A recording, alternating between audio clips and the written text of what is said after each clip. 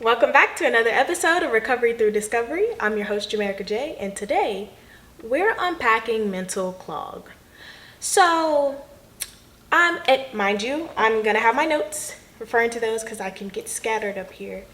But mental clog, you're probably asking, what is mental clog? And it can mean a lot of different things for other people, but I'll just tell y'all what it means to me. So, mental clog is you have many thoughts in your head from about different things because of different things, and they're just kind of just sitting there. They're wallowing. There's no productivity behind the thought. They're just stagnant thoughts. Or mental clog can also be a physical thing too, because it can be where you're kind of just paralyzed in a sense where you cannot move. No matter what you do, no matter what you try to do, what you try to use to motivate yourself, it just somehow doesn't work. Why? Because your mind is backed up and you don't know what to do, when to do it, how to do it. So that's what mental fog is, and how it's shown up for me recently. And I can be honest, is not getting up. So simple. Just not getting up out of bed, waiting for the day to get to midday before I think about doing some type of thing with myself, which is really sad to admit, but is real. And I'm sure a lot of people out there go through that, where you just simply cannot move yourself out of bed. But that's what it is. It is not even because of like, oh, I'm lazy, I don't want to do. No, I actually cannot. So I started thinking about it. I had to write it down. It got so bad to the point where I I went on Google and I had to look up the types of hormones in a woman's body, the types of hormones in people's bodies. Because I need to realize what levels are in balance, what am I lacking, what's going on that's making me feel so unmotivated, so paralyzed, and unable to act on the things that I want to do. I have very ambitious goals and desires. However, can it manifest itself? As of right now, it is. But when it wasn't, it was no. The answer was no. Um, so like, I think it comes from something I like to call a consumerist theory. So if you're American like me, you know that we're constantly on go 24/7. There's always something to do. There's something booked on your schedule. There's somewhere to be, and things are fast paced. And a lot of that has to do, back then when the Industrial Revolution happened, that's when it really kicked up, because people had to start actually paying attention to the clock. Like, oh, I have to be at work now. So with that in mind, and also with work, industries, businesses, things like that, what is it for? Money, monetary gain. So we're constantly consuming things, selling things, buying things, and it creates a sense of hustle and bustle that tends to never end. You got things like passive income, stuff like that. Like, money is constantly being made, money is constantly being used. So that kind of translates into how we handle ourselves in our day-to-day life. I know here in America for sure, like, if I'm not doing something and I'm literally just sitting and resting, I feel like, oh no, the world's passing me by. Oh no, I'm missing out. I'm doing something wrong for simply being tired or being a human. Ain't that some maladaptive thinking?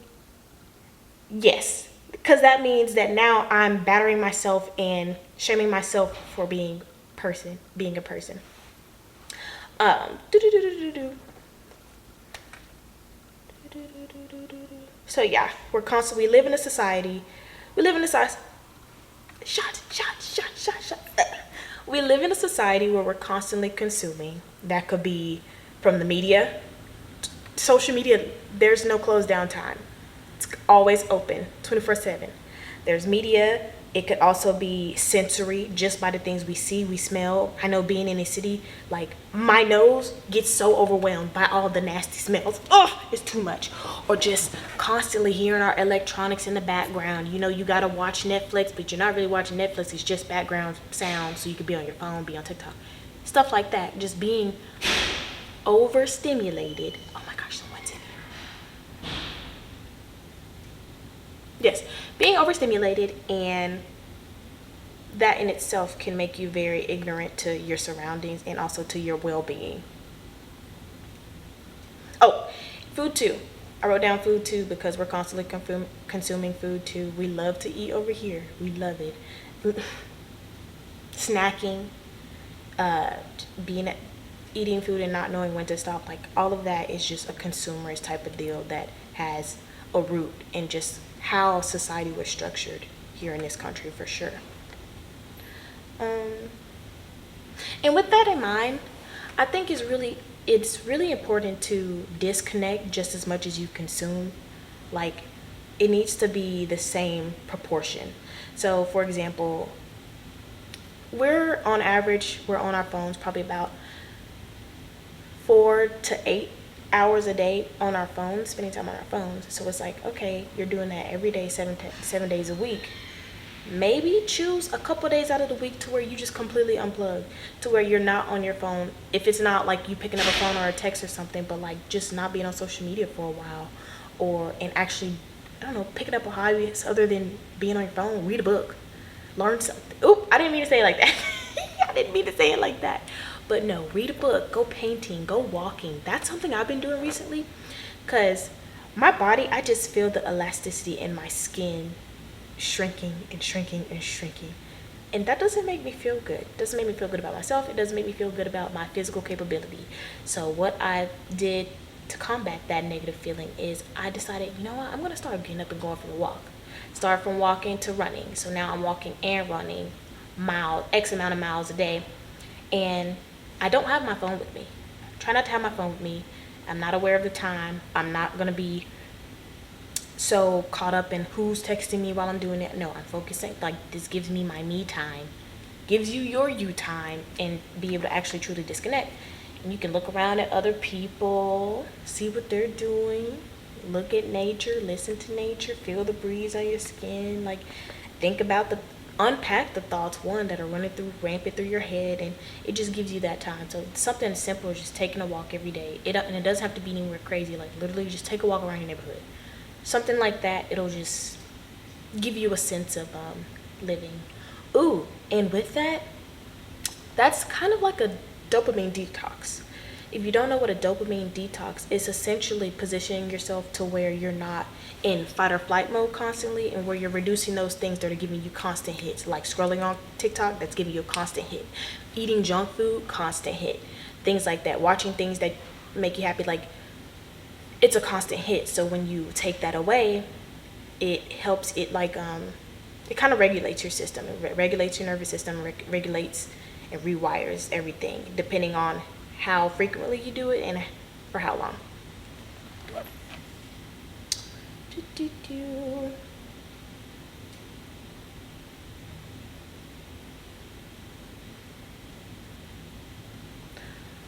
Something that's good to note and something that must be noted is how your health,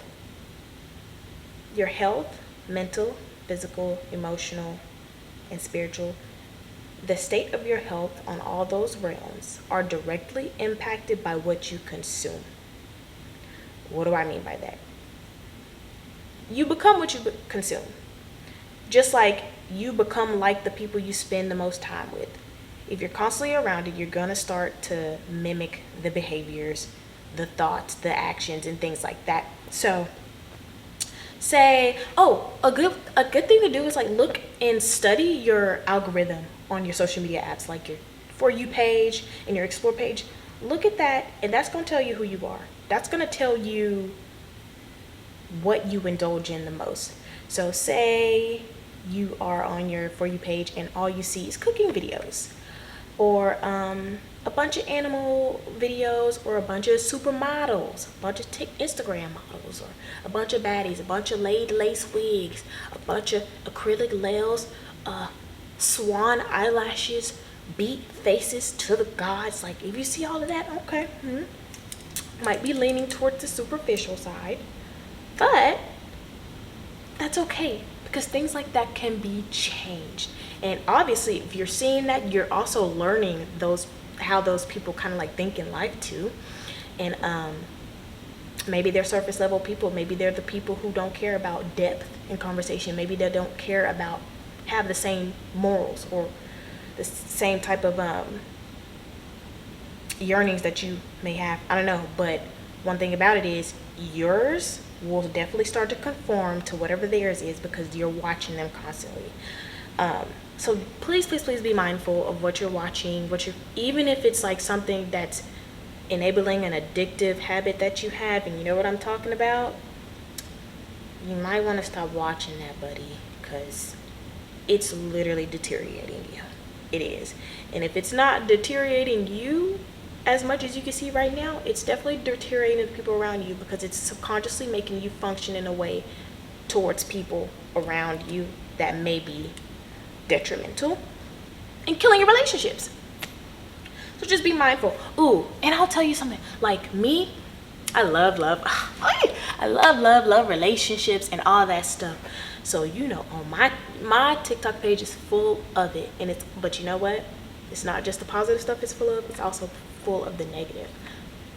You know that lady Sprinkle, Shara, full of people telling their horror stories.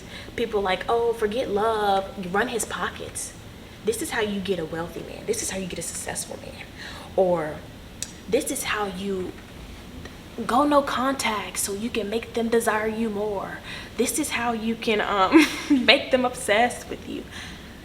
And I started noticing as I'm reading the captions, I'm like, this is toxic. This is terrible.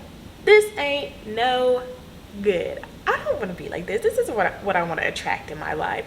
So maybe I should stop listening to these people. Maybe I should stop liking the stuff and no, because that For You page gonna do it to you, especially when you're mad, and then the For You page got the right post that correlates with you. Yeah. So yes, just be careful what you consume. Consider it. And also, just like I'm speaking about the negative side of it, but it also goes to the positive side too. Just put in your face what you want to be. I'll say that. You want to be healthy on whichever realm, start implementing influencers that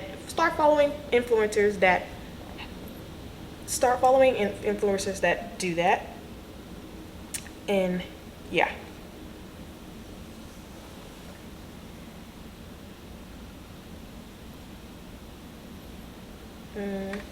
Something I've also realized too, when I decided to just stop being on my phone so much and just actually have it away from me, put it in a box somewhere for a good portion of the day, I realized that there's life to be lived. Like, there's a whole world out there to be experienced, and maybe if you don't have the means to experience the whole world right now, experience your neighborhood, experience your backyard, your town, your city, your state. Wherever you can go, however far you can go to that boundary and just go see who you'll meet, feel the environments, see how people live and what they do, and just it just gives you more to aspire to, and also it just gives you more to think about as well. Like, people carry on life this way. Maybe I can adapt some of those things. You never know, but it'll make you feel more fulfilled too, like less trapped in a box. Unless like you're waiting for something to come to you. You cannot wait for nothing to come to you. It's just literally not going to happen. What can you expect if you're spending all your time in your bedroom? What can you expect to come to you? Not much.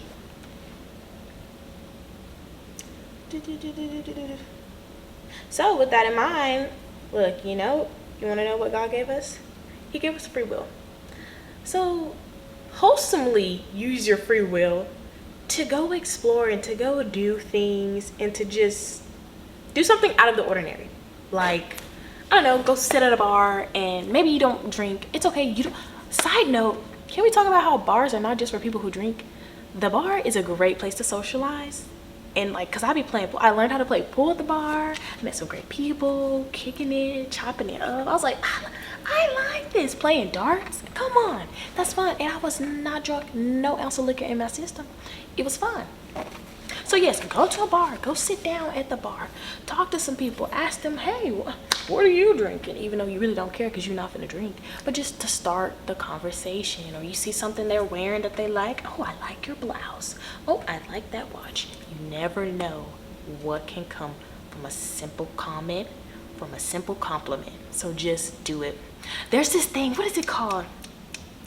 People are doing it. It's like a trend people are doing I support this trend. I usually don't support trends because I'm like, but this trend, I support it. It said it's like eliminating the fear of rejection. So intentionally going out to get it rejected. So like I seen this one girl, she went to a Walmart and she went back to the back and asked for a tour of the warehouse. They gave her one. Like, what? Who would have thought, you know? And if they would have said no, okay, she just wouldn't have got a tour of Walmart. Not gonna kill her, but like she did, and that's a whole new experience she got to experience. Random, odd, and out of the ordinary, but I'm sure that brightened her day, and the person giving her the tour brightened their day too.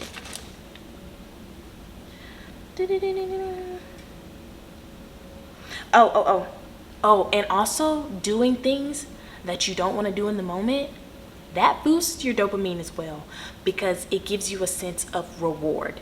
It's also called, that hormone, the dopamine, that's called AKA the achievement hormone. So like you feel more accomplished when you execute fully something you do. So for me sometimes, honestly y'all, sometimes it's coming here on this camera, sitting here recording. Sometimes I don't want to do it for whatever reason, but I push past that feeling and I come and I set up and I record, and as I'm doing, I'm like, yeah, I'm glad I did that. Cue the 2000 song in the back.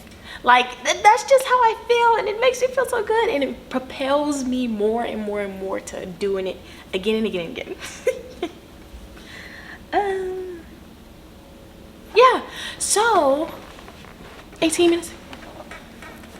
So to help with that, I do have some scriptures of emphasis that you can remind yourself of or look back on whenever you're feeling like you're having mental clog, you don't want to move, you're stuck in complacency or anything like that. So we have Proverbs. Can I talk today? It's looking like I can't. Proverbs 10:4. Lazy hands make for poverty, but diligent hands bring wealth. Oh, side note, all these definitely hit me to my core because I was not doing anything. So that's that one. Proverbs 12:11. Those who work their land will have abundant food, but those who chase fantasies have no sense. What?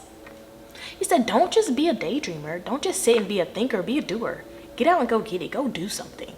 Like, okay, cutthroat Bible, okay. The word is sharp. It's alive and it's sharp. Proverbs 12:24. Diligent hands will rule, but laziness ends in forced labor. How many times do you wake up a day getting ready to go to work? Mad because you got to work for the man. Real mad. Like, why can't I work for somebody else? I want to work for myself. Yeah. So if you don't want to have them thoughts, be proactive. Start doing something now so you won't have to be the one forced to work. And then Proverbs 6:9-12. How long will you lie there, you sluggard? When will you get up from your sleep? A little slumber, a little folding of the hands to rest, and poverty will come on you like a thief, and scarcity like an armed man.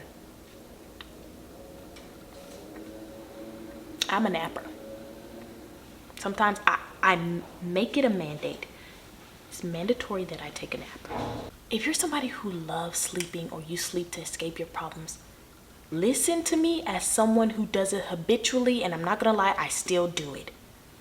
We gotta stop because your life is gonna pass you by. I've said this before, your time is not yours. You don't know when that clock's gonna end, so you have to get up now. You have to just stay up, stay alert, stay awake, and see what comes from it. But yeah, if you don't sleep, because you will get passed up, there will be money lost, there will be much lost, especially internally. Like, you will be wasted away essentially if you're just still sleeping, ignoring things, and it's not going to solve anything. And yeah, it don't help nothing. But yeah, I hope that something was said that you can resonate with, that can help you, and it was a little bit insightful. And more than anything, I want you to know that you're not the only one feeling like you're in a slump. 9 times out of 10, there's somebody else that's feeling the same way with you. Just reach out and talk to people, or reach out or watch things that give you the motivation to get up. Do something to get up. I'll say that. But you're not the only one. It's okay to feel like this. 9 times out of 10, you're young, or even if you're not young, you're a person. So you're going to go through seasons where you're feeling really high and where you're feeling really low. And this video is for a season if you're feeling low. It's all right. It'll pass, just like every other season. So if you found this video helpful, like, comment, and subscribe, and share it with a friend, y'all. Share it with someone who could really use this as an inspiration.